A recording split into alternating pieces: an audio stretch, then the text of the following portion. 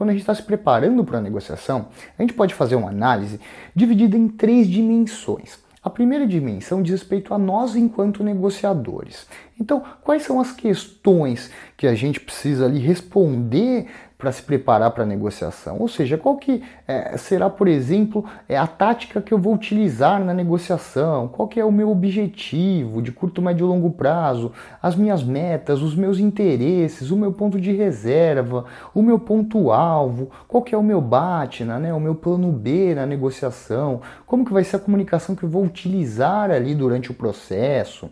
Então, são questões que envolvem a gente, o negociador ali, você na negociação. Você vai se perguntar essas questões.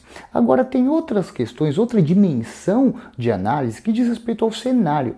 Ou seja, como que é esse campo que você está negociando? A negociação ela se desenvolve em um campo, certo? Num determinado espaço, numa temporalidade ali. Então, como que se dá esse campo? É uma negociação, por exemplo, que diz respeito ali a negociação, sei lá, da compra de um automóvel. A compra de automóvel tem um cenário negocial. É uma negociação que você vai estar fazendo ali, sei lá, num hotel que você está se hospedando. Então, é uma negociação relacionada ao hotel. É uma negociação com o banco. É uma negociação com fornecedor. Então, são cenários negociais. É uma negociação em família, é uma negociação com o filho, com o pai, com a mãe. Então, isso são cenários, são onde que vai se desenvolver o processo negocial. Esse cenário ele tem uma capacidade de interferir nos resultados. Então, de acordo com o cenário, há abordagens específicas que você pode utilizar, há técnicas, há estratégias que você pode utilizar de acordo com esse cenário. O cenário diz respeito também às pessoas que estão envolvidas nesse processo. Como que as pessoas que estão envolvidas na negociação, sem estar envolvidas diretamente, mas como que elas podem interferir nesse processo? Tudo isso é o cenário, é o que circunda ali a comunicação entre você e o outro, como que o meio que vai estar se dando essa comunicação, onde essa informação vai se propagar, onde o processo ali vai se desenvolver. Essa é a dimensão do cenário. Você tem que pensar ela também no momento que você estiver se preparando para a negociação. Agora, a terceira dimensão, ela diz respeito ao quê? Ao outro negociador. Então, são questões voltadas aí, direcionadas ao outro negociador. São perguntas que, em vez de você fazer a pergunta, se especular a respeito do cenário, especular a respeito das suas questões enquanto negociador, você vai fazer perguntas que são direcionadas ao outro, só que você vai responder elas. Só que quando você for responder essas questões, você não tem que pensar assim, olha, uma pergunta, sei lá, qual que é o BATNA do outro negociador, né? Qual que é o plano B dele, a melhor alternativa para um acordo negociado, né? Se ele for abrir mão da negociação com você, qual que é a outra opção que ele vai ter? Quando você fizer essa pergunta, você não tem que tentar responder ela baseado ali nas suas crenças, nos seus valores, né, na sua percepção de mundo. Mas você tem que se aproximar das crenças, dos valores, da percepção do mundo do outro negociador. Então você tem que fazer esse esforço empático, quase uma técnica de inversão de papéis, né?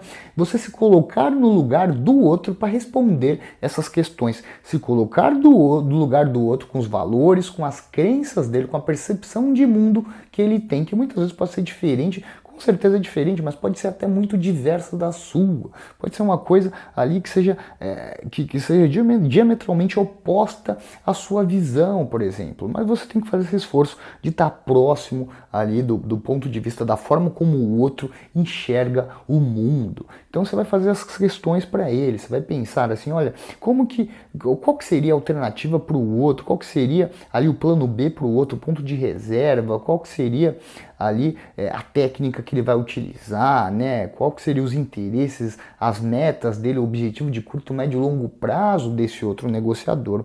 Então, essa terceira dimensão ali é a dimensão que diz respeito ao outro. Então, quando você estiver se planejando para uma negociação e você pensar em preparação, você pode separar nessas 3 grandes dimensões. Então, quando fala de preparação, pensa, faz perguntas voltadas aí para essas 3 grandes dimensões. Você vai fazer perguntas e você vai responder essas perguntas, né? Mas para responder elas, você vai fazer um processo investigativo, tanto nas que diz respeito a você, nas suas questões, você vai investigar isso a fundo, quanto as que diz respeito ao cenário e principalmente as que diz respeito ao outro, que essas são mais difíceis, né? Essa daí você vai ter um grau aí de especulação muito maior, porque por mais que você faça esse exercício empático, você não vai estar na pele dele.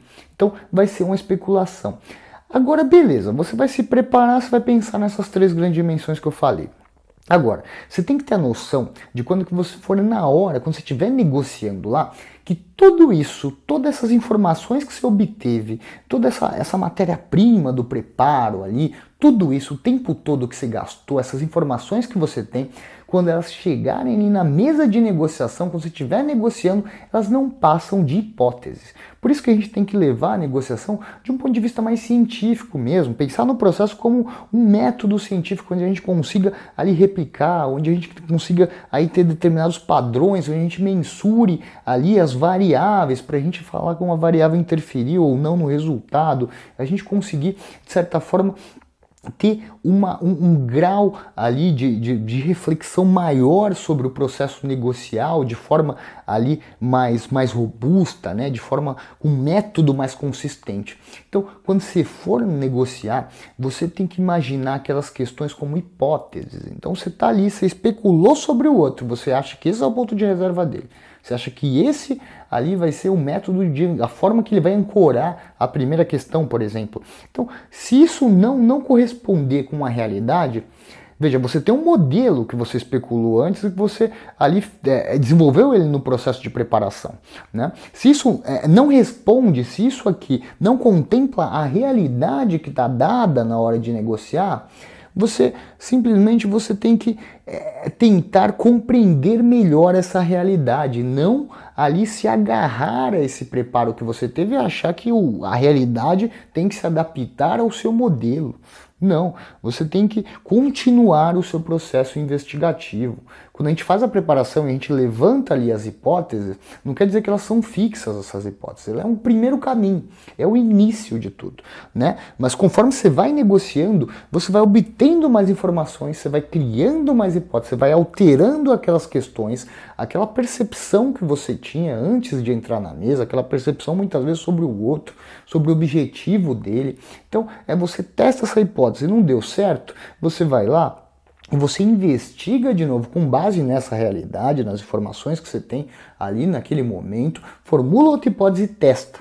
Então, esse processo com determinada metodologia, onde o método, a forma que você está utilizando, ele não se sobrepõe à realidade, que ele não se pretenda ser ali um modelo que explique a realidade em absoluto, né? Que seja um modelo padrão ali sobre como o outro deve agir, mas sim hipóteses que podem corresponder ou não para a realidade, que o seu compromisso como negociador é sempre testar essas hipóteses, essas informações que você levanta, seja enquanto as suas percepções mesmo, a percepção do cenário ou a percepção do outro negociador. Eu falo isso porque até as percepções nossas, a gente acha que uma coisa que a gente valoriza muito, que aquilo é muito importante, que talvez seja um interesse que a gente quer que seja atendido.